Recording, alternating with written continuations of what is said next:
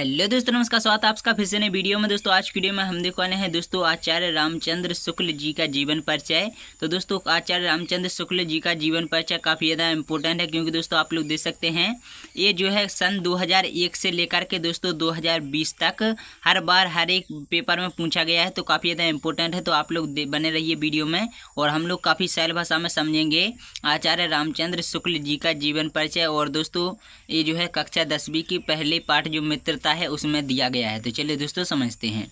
तो दोस्तों सबसे पहले तो आप लोगों को कुछ याद करने के लिए ज़्यादा कुछ झंझट में नहीं पड़ना है।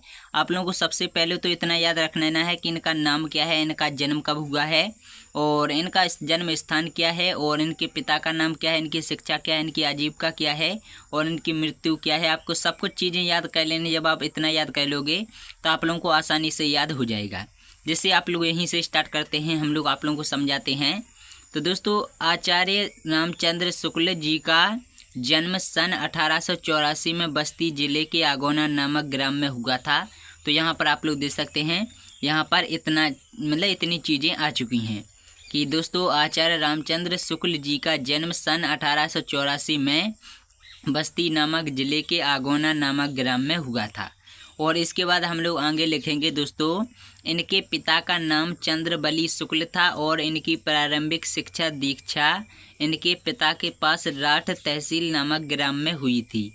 और यहाँ पर हम लोग लिख देंगे इनकी जो शिक्षा है वो इंटरमीडिएट में आने पर इनकी शिक्षा में बाधा उत्पन्न हुई तथा गणित में कमज़ोर होने के कारण ये आगे नहीं पढ़ सके। तो दोस्तों ये तो बेसिक सी चीज़ें हैं जो कि आप लोगों को आनी चाहिए। और अगर आप लोग इतना कुछ मैंने जो बताई हैं, अगर आप लोग इतनी चीज़ें याद कर ले तो होगा आप लोगों को जीवन परिचय जो है याद करना थोड़ा सरल हो जाता है। और अभी हम लोग इस थोड़ा अच्छे से बेसिक से समझते हैं। और दोस्तों उसके बाद इन्होंने सरकारी नौकरी की, किंतु स्वाभिमान के कारण इन्होंने सरकारी नौकरी छोड़कर थोड़े समय के लिए मिर्ज़ापुर के ही मिशन स्कूल में चित्रकला के अध्यापक के रूप में कार्य किया। और मिर्ज़ापुर के पंडित केदारनाथ पाठक एवं प्रेमघन के संपर्क में आकर इन्होंने हिंदी, उर्दू, बांग्ला, संस्कृत, अंग्रेजी आदि कई भाषाओं का ज्ञान अर्जित किया। और आनंद कादम्बिनी नामक पत्रिका में इनकी रचनाएं प्रकाशित होने लगीं। और इन्होंने 19 वर्ष तक नागरी प्रचारणी सभा में हिंदी शब्द सागर के सहायक संपादक का पदभार ग्रहण किया। और एक काशी हिंदू विश्वविद्यालय में हिंदी के प्राध्यापक भी रहे और वहां वे बाबू श्याम सुंदर दास के अवकाश ग्रहण करने के बाद हिंदी विभाग के अध्यक्ष हो गए तथा इनकी गिनती उच्च कोटि के विद्वानों में होने लगी।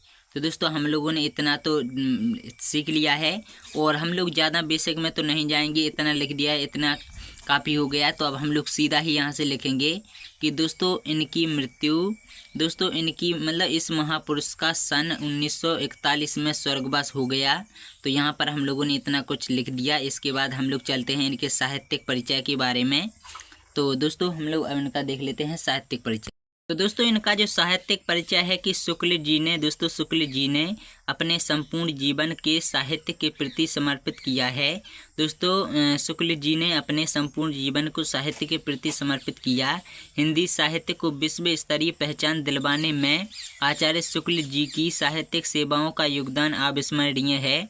और आरंभिक साहित्यिक जीवन काव्य रचना से प्रारंभ करने के पश्चात इन्होंने गद्य विधा के क्षेत्र में अधिक कार्य कर अपनी पहचान निबंधकार, अनुवादक, संपादक एवं आलोचक के रूप में बनाई तथा गद्य क्षेत्र में अपूर्ण ख्याति प्राप्त की। दोस्तों ये हिंदी युग के प्रवर्तक आलोचक हैं और इन्होंने सैद्धांतिक तथा व्यवहारिक दोनों प्रकार की आलोचनाओं की रचना की।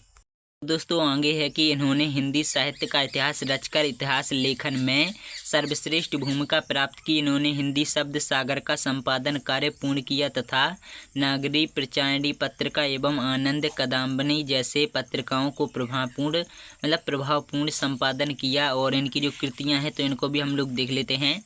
तो दोस्तों इनकी जो कृतियां हैं कि शैक्षिक, ऐतिहासिक, सांस्कृतिक, धार्मिक, दार्शनिक एवं साहित्यिक विषय में इनकी कृतियां निम्न प्रकार हैं। सबसे पहले जो इनकी कृति हम लोग देखेंगे निबंध में, तो दोस्तों शुक्ल जी ने भाव प्रधान तथा समीक्षात्मक दोनों प्रकार के निबंध की रचना की है।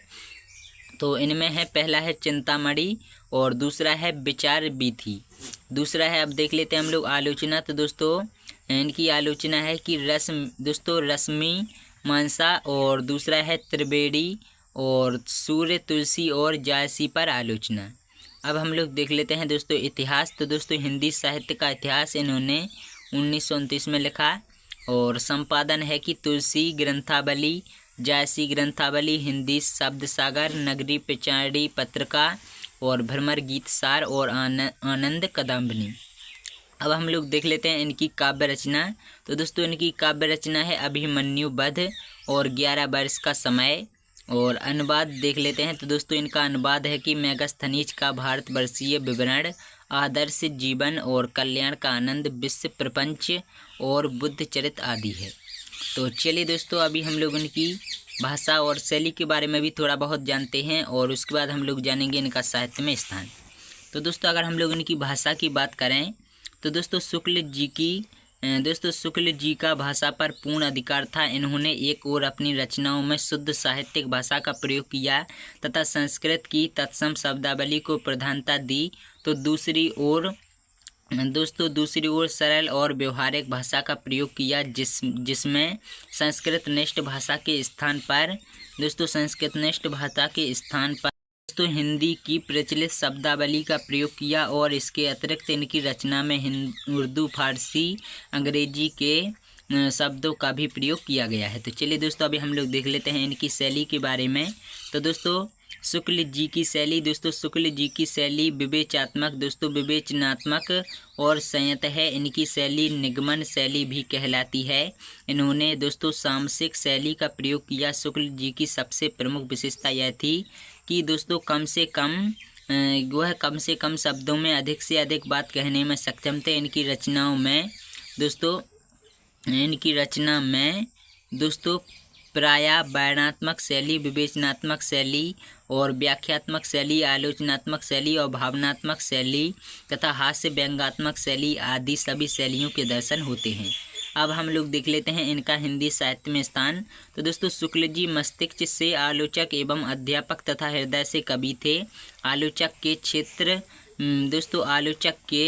क्षेत्र में भी दोस्तों आचार्य शुक्ल का विशिष्ट स्थान है, और इन्हें हिंदी साहित्य के जगत में आलोचना का दोस्तों सर्वप्रथम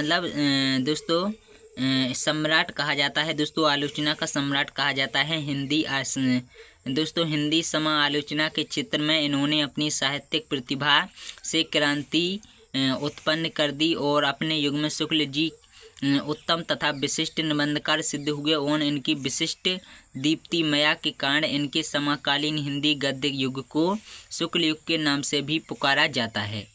तो दोस्तों हम लोगों ने देखा आज की वीडियो में आचार्य रामचंद्र शुक्ल जी का जीवन परिचय, जो कि काफ़ी इम्पोर्टेंट है। अगर आप लोग सीख लेते हो तो काफ़ी ज़्यादा हाई चांस है कि दोस्तों ये परीक्षा में पूछा जाए। तो यही सब था, और हमारा यही प्रयास रहेगा इस चैनल पर कि हम आप लोगों को अच्छा से अच्छा कंटेंट देने की कोशिश करें, इंपॉर्टेंट से इंपॉर्टेंट प्रश्न आप लोगों को समय पर बताने की कोशिश करें। तो अगर आप लोग हमारे चैनल के साथ जुड़ना चाहते हैं तो हमारे चैनल को सब्सक्राइब करें, क्योंकि दोस्तों इससे हमारी बहुत हेल्प होती है और हमें इससे काफ़ी सीखने को मिलता है और काफ़ी मोटिवेशन मिलता है। तो चलिए दोस्तों मिलते हैं अगली वीडियो में, तब तक नमस्कार, जय हिंद, जय भारत, वंदे मातरम।